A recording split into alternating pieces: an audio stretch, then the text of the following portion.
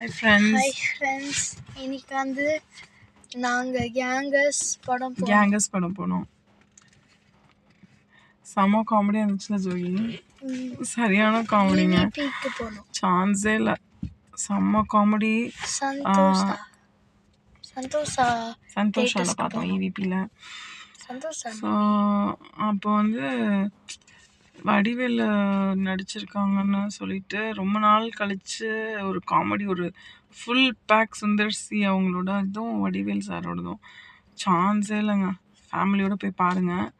செம்ம ட்விஸ்ட்டு அதில். படத்தில் வந்து கிளைமேக்ஸ்லாம் சரியான காமெடி. ஏன் ஜோகி?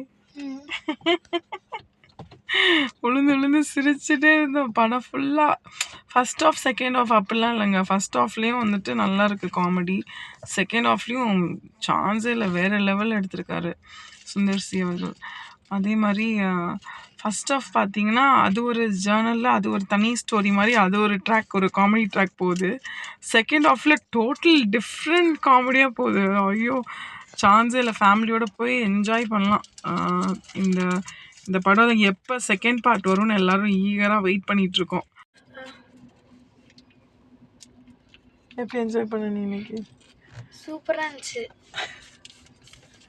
எந்த இதில் நீ என்ஜாய் பண்ண ஜோகிவா?